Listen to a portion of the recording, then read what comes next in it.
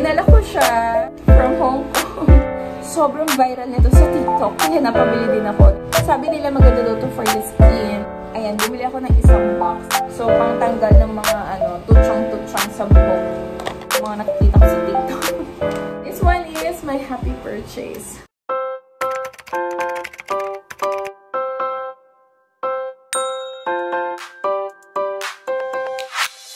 Hi, good morning! Welcome to another vlog. So finally, I'm here na sa Manila. It's a quick, short trip lang. 5 days lang ako dun sa Hong Kong and mostly, nag-work lang ako dun. Kaya yun naman talaga yung purpose ko ng pagpunta sa Hong Kong. That's why ako lang yung mag-isa na nagpunta. So I'm gonna show you all the things that I got in Hong Kong. First, okay, this one is mostly mga skincare stuff. And this one is mostly yung mga food. Ayan, as you can see.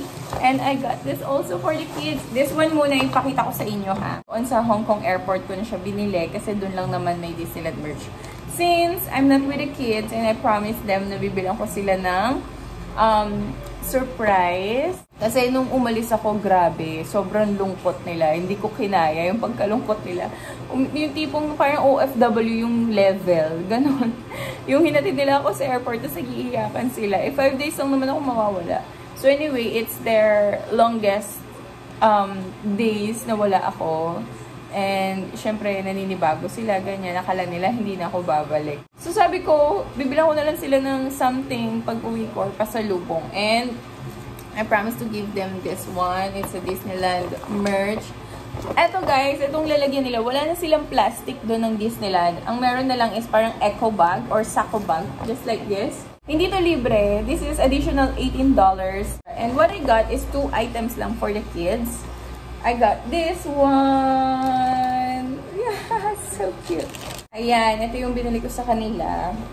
And nagmamadali na kasi ako nun kasi nga malapit na mag-boarding time. Mabilis ang pili lang. So anyway, this one is shoulder plush.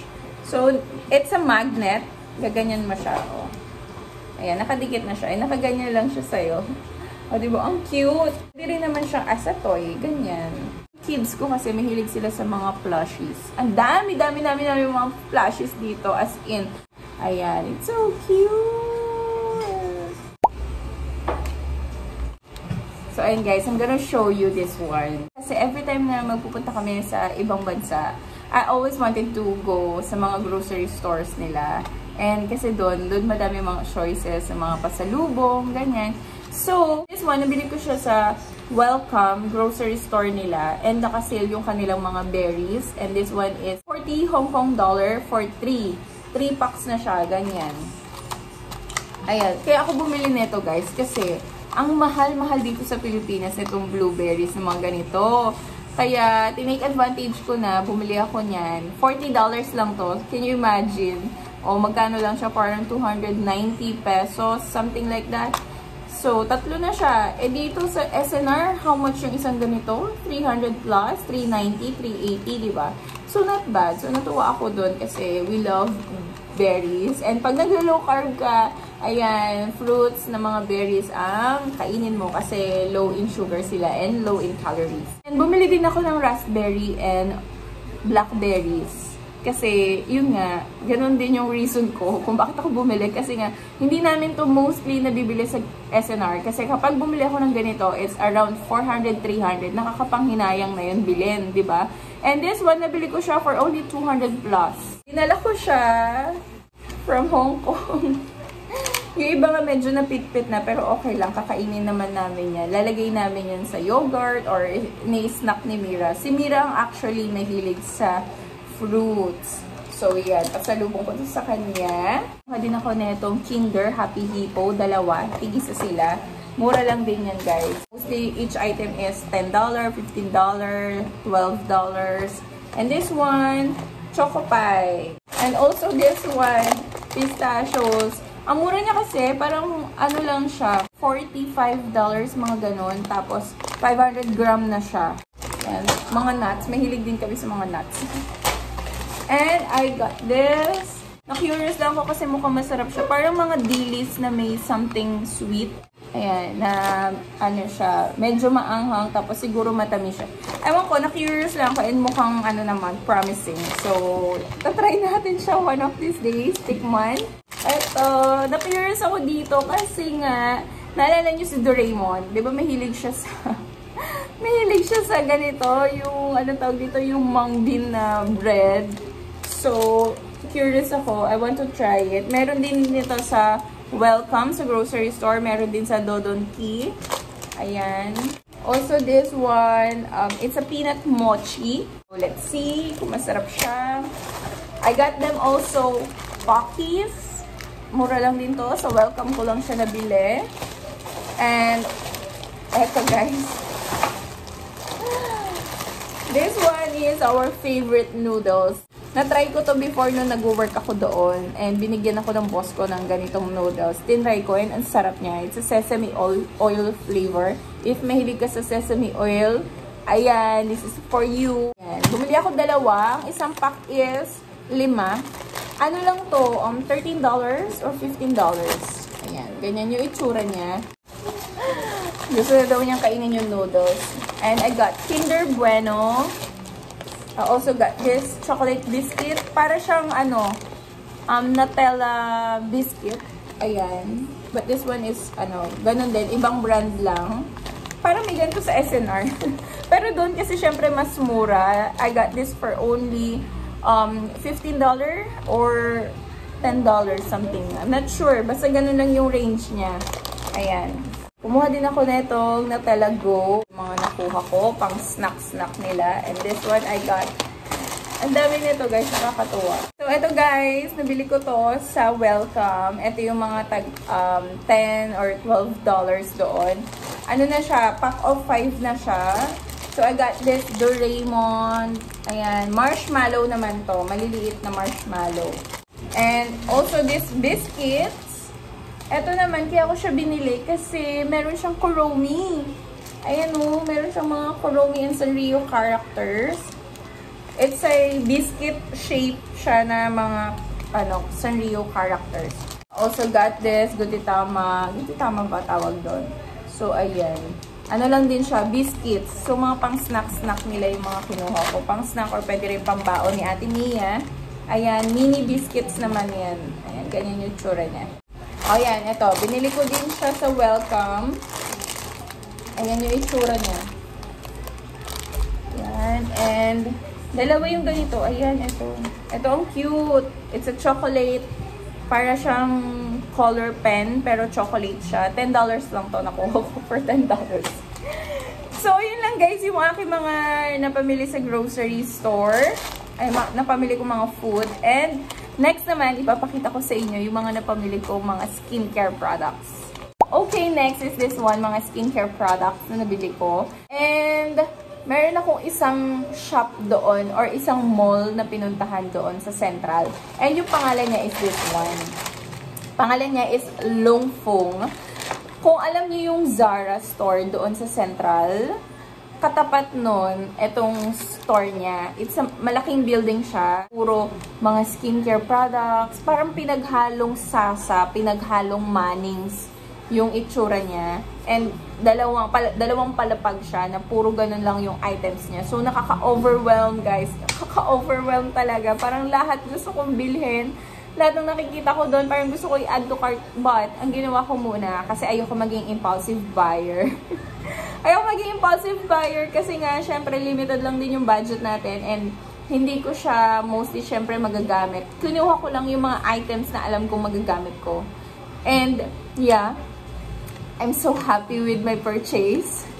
Kasi hindi ko to nabibili dito sa Philippines, guys. Meron akong money, pero hindi ko siya binibili sa mga skincare products or for myself. Ang ginagawa ko is, syempre, mas gusto kong ipang grocery na lang siya or ipang bili ng mga things for my kids. But, nung nasa Hong Kong ako, sabi ko, deserve ko to. Sabi ko, deserve ko to, nabulmuli para sa sarili ko. And this time, wala akong kasamang kids. Hindi ko sila naiisip that time na bilhan. Kasi since meron na silang mga stuff, binilan ko na sila ng mga chocolates and pasalubong nila. So, sabi ko, ako naman. Mostly, mga Japanese skincare, mga Korean skincare yung mga nandun. So, Ang kulit, no? Para na rin ako nag-Japan haul neto. Kasi puro Japanese yung mga laman netong pack na to. Guys, unahin ko muna tong Zara. Binilan ko si Maki nitong Green Savage. Kasi yung binibili niya lagi dun sa Zara is yung Vibrant Leather. And yun yung favorite scent ko ni Maki. And favorite din niya yun. So, ayan. Ito, sabi ko maiba naman. Bilhan kita ng iba. So, ito yung binili ko sa kanya. It's only $169. Green Savage. And I got this also. Mahilig kasi ako sa maliliit na perfume. Maliliit yung mga Zara na binibili ko kasi nga mas handy and madaling ilagay sa bags. So I got this apple juice ng Zara. It's only $89.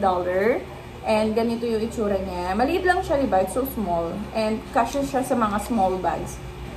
Ang bango niya. This one, kaamoy niya yung, sabi nila kadupe nila yung, kadupe niya yung Chanel na green. Ayan. So, yeah. Ang bango niya, guys. For sure, meron din ito sa Mega Mall or sa mga Zara store dito sa Pilipinas. But, I got this. Every time na pupunta ako ng Hong Kong, tumitingin ako lagi sa Zara kasi sometimes, yung mga perfume nila doon, naka-seal. So, I got this, the famous hair mask. Ito yung Fino hair mask. Dalawa yung binili ko. Yung isa, actually, binili ko siya nung unang araw ko siyang nakita. It's only $40. And bumili din ako netong Naturally Skin Conditioner. Sabi nila maganda daw to for the skin. Ayan, pang moisturize or parang toner. Ganun yung style niya. Mura lang siya. $35 lang siya. Nabili ko. I got this also sleep eye mask. Umiinit siya, guys. It's only $39. Bumili din ako nitong Hada Labo Hydrating Milk and Lotion. Etong lotion ata is the toner. Ito yung tinatawag nila na toner. And etong isa is yung moisturizer naman nila, yung milk. Ito, nakagamit na ako nito matagal na. Before, nagpasabay ako dun sa friend ko sa Japan. And nagamit ko siya, naubos ko siya, and super, super, super nice. Yung skin ko is dry and sensitive. Kaya yung mga ganitong Japan skincare, yung mga pinili ko kasi na-try ko na sila before. And I love it. Meron to yung mga color yellow and color red. Yun yung mga premium ano. Parang upgraded version lang sila nito. If you want to try the Hada Labo brand, yeah, super nice nila. Ang ganda. Ayan. Tapos, bumili din ako, syempre, ng Bure na SPF. Ito, mura lang din to sa Hong Kong. Nakailang tube na rin ako neto. And bumili din ako neto. Ito yung stick sa hair. I'm not sure kung meron din ganito sa Watson. Pero sa Shopee nakakita na ako. Ayan, mura lang din siya. $20. Sabi nila, itong color pink is stronger than the green. I'm not sure, ha? Ito yung level nila eh. Hindi ko nakita yung green. But this one, okay na rin sa mga pangtanggal ng tutsyang. And of course, bumili rin ako ng famous face mask. Nabodo lang din ako sa TikTok. Sabi ko, bibili ako ng mga nakikita ko sa TikTok. And nakita ko siya doon, $45 to sa Hong Kong. 10 sheets na siya. It's a Kiana Rice mask. Meron din doon yung NF, di ba yun? Na box na color blue. But this one is cheaper than the other face mask. Pero parehas silang maganda. Okay, so ito na lang yung pinili ko kasi para medyo flat siya sa luggage. Kasi konti lang yung luggage ko. And ang ganda ng review nito, guys. Maganda yung mga reviews na nakikita ko sa face mask na to. Kaya bumili ako ng isa. Milano CC. It's a brightening lotion or a brightening toner. Ano lang din siya, $35. I heard about this and super nice yung review niya. Kaya ko din siya binili. So, ayan. Bumili ako netong Sana Milk Sheer Moisture Eye Cream. Ano to? $45. Ganito lang siya kaliit. It's a tube lang siya na ganyan. It's an eye cream. Wala pa kasi ako nagagamit na eye cream. And dito parang nagda-darken yung aking eye bags kasi puro puyat, ganyan. So, I want to try this out. Bumili rin ako netong Maybelline Eraser Multi-Eraser Concealer. Meron ako neto before. Ito medyo mahal. Nasa $80 siya or $70. Yung mga makeup ko dito, kulang-kulang na. Ubus na ako ng concealer, ubus na ako ng mga powder. So, I'm starting to buy pa isa-isa para ayoko bumili sa biglaan kasi, you know, mommy, hindi ko priority yung mga makeup. Mas priority ko yung mga food namin kaysa bumili ng mga makeup na ganyan. So, yeah, dito lang nung nagpunta ako ng Hong Kong, sabi ko, bibili naman ako for myself. And, yan siya. I got this also, the famous DHC lip cream. Mura lang to, $29. Pang moisturize ng lips. Dalawa na yung binili ko kasi pang i-gift ko yung isa. And lastly, sorry, hindi ko alam paano siya banggitin. Nooks? I'm not sure. Basta ganyan yung itsura niya, guys. And matagal ko na siyang gustong bilhin. Ano kasi siya? It's a multi-purpose dry oil. Pwede siya sa face, pwede siya sa skin, pwede siya sa hair. So, kahit saan nyo siya pwede. It's actually a vegan formula. And sobrang bango niya, guys. Hindi siya yung super oily. Oil lang siya. And then, kapag once na inano nyo na siya sa skin nyo, nagda-dry out siya. Pero, syempre, it depends sa skin condition nyo. Kung kayo ba ay oily skin. Ako kasi dry yung skin ko. So, parang I want to try it na oil para mag-moisturize yung aking skin. This one is my happy purchase. One of my happy purchase, guys. I'm so happy na binili ko siya. This is $115 dun sa Longfeng. So, yun lang, guys. I'm so happy to share this with you. Para magkaroon din kayo na idea kung ano yung mga bibili nyo when you go to Hong Kong. Or when you go to Japan. Kasi most of the items are from Japan din. And I think yung iba sa Korea.